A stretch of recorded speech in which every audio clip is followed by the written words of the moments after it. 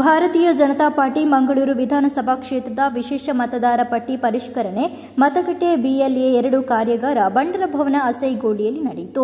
BJP Dakshina Kannada ಜಿಲ್ಲಾ ಅಧ್ಯಕ್ಷರಾದ ಸತೀಶ್ ಕುಂಪಲ ಕಾರ್ಯಾಗಾರವನ್ನು ಉದ್ಘಾಟಿಸಿದರು. ಭಾರತ್ ಮಾತಾ ಕಿ, ಭಾರತೀಯ ಜನತಾ ಪಾರ್ಟಿ ಕಿ ಒಂದೇ, ಭಾರತ್ ಮಾತಾ ಕಿ, ಭಾರತ್ ಮಾತಾ ಕಿ, ಭಾರತೀಯ ಜನತಾ ಪಾರ್ಟಿ ಕಿ ಒಂದೇ ಒಂದೇ.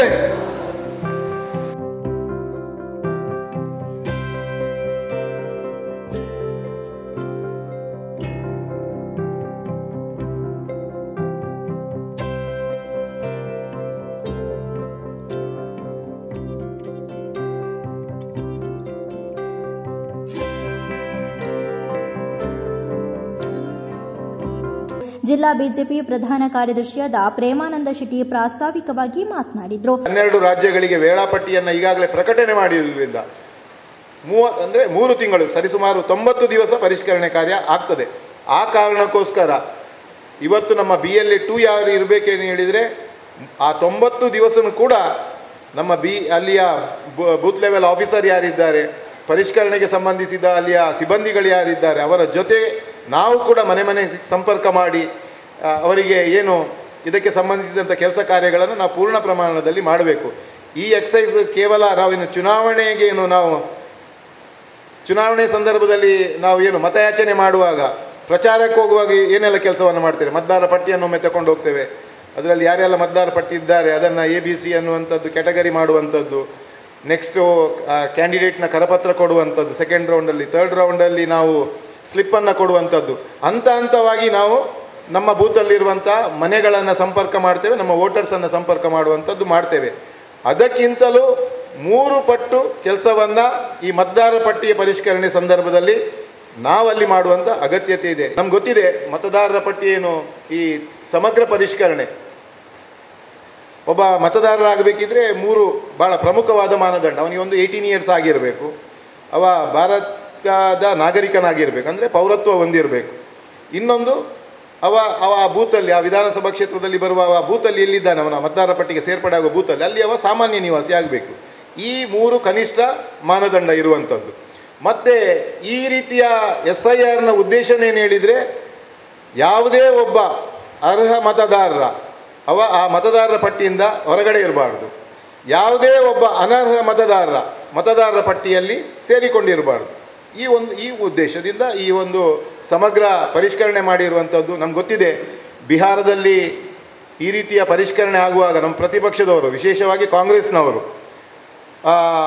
ಬೇರೆ ಬೇರೆ ರಾಜ್ಯಗಳಲ್ಲಿ ಮತಚೋರಿ ಎನ್ನುವಂಥ ಒಂದು ಇದನ್ನು ಏನು ಸೃಷ್ಟಿ ಮಾಡಿ ಜನರಲ್ಲಿ ಒಂದು ರೀತಿಯಲ್ಲಿ ಗೊಂದಲದ ವಾತಾವರಣವನ್ನು ನಿರ್ಮಾಣ ಮಾಡುವುದನ್ನು ಮಾಡಿದ್ದಾರೆ. ಬಿಹಾರದಲ್ಲಿ ಅಂತೂ ಪ್ರತಿನಿತ್ಯನೂ ಕೂಡ ಅದು ಕಾಂಗ್ರೆಸ್ ಇರ್ಬೋದು, ನಮ್ಮ ವಿರೋಧಿ ಏನು ಬೇರೆ ಬೇರೆ ಪಕ್ಷಗಳಿದ್ದಾರೆ, ಸ್ಥಳೀಯ ಅಲ್ಲಿ ಪ್ರಾದೇಶಿಕ ಪಕ್ಷಗಳು, ಇದನ್ನೇ ಒಂದು ಅಭಿಯಾನ ರೂಪದಲ್ಲಿ ಇದನ್ನು ವಿರೋಧಿಸುವಂಥ ಕೆಲಸ ಕಾರ್ಯಗಳನ್ನು ಮಾಡಿದ ಮಧ್ಯೆಯೂ ಕೂಡ ಕೇಂದ್ರ ಚುನಾವಣಾ ಆಯೋಗ ನಿಗದಿತ ಸಮಯದೊಳಗಡೆ ಭಾಳ ಯಶಸ್ವಿಯಾಗಿ ಆ ಕಾರ್ಯವನ್ನು ಮಾಡಿ ಹೊರಗಡೆ ಬಂದಿದೆ. ಅಂದರೆ ಮೊನ್ನೆ 12 ರಾಜ್ಯಕ್ಕೆ ಮತ್ತೆ SIRನ್ನು ಏನು ವೇಳಾಪಟ್ಟಿಯನ್ನು ಬಿಡುಗಡೆ ಮಾಡುವಾಗ ಹೇಳಿದರು, ಯಾವುದೇ ಒಂದು ದೂರು ಅರ್ಜಿಯನ್ನು ಪೆಂಡಿಂಗ್ ಇಡದೆ 100ಕ್ಕೆ 100 ಎಲ್ಲ ದೂರು ಅರ್ಜಿಗಳನ್ನು ವಿಲೇ ಮಾಡಿ ಅಂತಿಮವಾದಂಥ ಮತದಾರ ಪಟ್ಟಿಯನ್ನು ಅಲ್ಲಿ ಪ್ರಕಟಣೆ ಮಾಡಿರುವಂಥದ್ದು ಬಿಹಾರದಲ್ಲಿ. ಅದೇ ಆಧಾರದಲ್ಲಿ ಈಗ ಚುನಾವಣೆ ಆಗ್ತಾ ಇದೆ.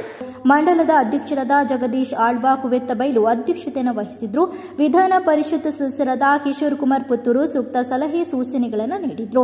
ಇನ್ನು ಕಾರ್ಯಾಗಾರದಲ್ಲಿ ಕೆ ರವೀಂದ್ರ ಶೆಟ್ಟಿ ಉಳಿದೊಟ್ಟು, ಮಂಡಲದ ಪ್ರಭಾರಿ ದಿನೇಶ್ ಅಮಟೂರು, ಪ್ರಧಾನ ಕಾರ್ಯದರ್ಶಿಯಾದ ಮೋಹನ್ ರಾಜ್ ಕೆಆರ್, ಮಂಡಲದ ಉಪಾಧ್ಯಕ್ಷರಾದ ಯಶವಂತ ದೇರಾಜೆ, ಮಂಡಲದ ಪ್ರಧಾನ ಕಾರ್ಯದರ್ಶಿಯಾದ ದಯಾನಂದ ತೊಕ್ಕೊಟ್ಟು ಮತ್ತು ಉಪಾಧ್ಯಕ್ಷರಾದ ಮನೋಜ್ ಆಚಾರ್ಯ ಸೇರಿದಂತೆ ಬಿಜೆಪಿಯ ಅನೇಕ ಸದಸ್ಯರು ಉಪಸ್ಥಿತರಿದ್ದರು.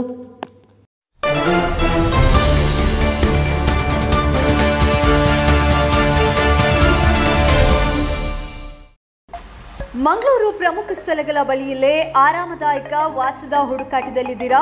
ಆರಾಧ್ಯ ಇನ್ ಲಾಡ್ಜಿಂಗ್. ಇಲ್ಲಿ ಆರಾಮ ಮತ್ತು ಆತಿಥ್ಯ ಎಲ್ಲವೂ ಸೇರಿವೆ. ಕುತ್ತಾರು, ತೊಕ್ಕೊಟ್ಟು, ದೇರಳಕಟ್ಟೆ ರಸ್ತೆಯಲ್ಲಿ ಇರುವ ಆರಾಧ್ಯ ಇನ್ ಎಲ್ಲಾ ಪ್ರಮುಖ ಸ್ಥಳಗಳಿಗೆ ಹತ್ತಿರವಾಗಿದೆ. ಕುತ್ತಾರು ಕೊರಗಜ್ಜ ಆದಿಸ್ಥಳ ಕೇವಲ 3 ನಿಮಿಷ. ಎನಪುಯ ಮೆಡಿಕಲ್ ಕಾಲೇಜು ಮತ್ತು ಆಸ್ಪತ್ರೆ ಕೇವಲ 5 ನಿಮಿಷ. ಕೆಎಸ್ ಹೆಗ್ಡೆ ಮೆಡಿಕಲ್ ಕಾಲೇಜು 5 ನಿಮಿಷ. Father Muller homeopathy medical college 5 ನಿಮಿಷ. ಕನಚೂರು ಮೆಡಿಕಲ್ ಕಾಲೇಜು ಮತ್ತು ಆಸ್ಪತ್ರೆ 5 ನಿಮಿಷ. ಇನ್ನು ವಿದ್ಯಾರ್ಥಿಗಳು ಅಥವಾ ಉದ್ಯೋಗಿಗಳಾಗಿದ್ರೆ ಮಂಗಳೂರು ವಿಶ್ವವಿದ್ಯಾನಿಲಯ ಕೊನಾಜಿಯಿಂದ 15 ನಿಮಿಷ. ಇನ್ಫೋಸಿಸ್ ಮುಡಿಪು ಕೇವಲ 20 ನಿಮಿಷ. ವಿಶ್ರಾಂತಿಗಾಗಿ ಉಳ್ಳಾಲ ಬೀಚ್ ಮತ್ತು ದರ್ಗಾ 10 ನಿಮಿಷ. ಸೋಮೇಶ್ವರ ಬೀಚ್ ಮತ್ತು ದೇವಾಲಯ 15 ನಿಮಿಷ. ಮಂಗಳೂರು ನಗರ ಕೇವಲ 15 ನಿಮಿಷ. ವಿದ್ಯಾರ್ಥಿಗಳು, ಸಿಬ್ಬಂದಿಗಳು, ಪ್ರವಾಸಿಗರು ಅಥವಾ ಭಕ್ತರು ಯಾರಾದ್ರೆ ಇಲ್ಲಿ ಆರಾಧ್ಯ ಇನ್ ನಿಮ್ಮದಂತೆ ಮನೆ ಇರುವ ಅನುಭವವನ್ನ ನೀಡುತ್ತದೆ.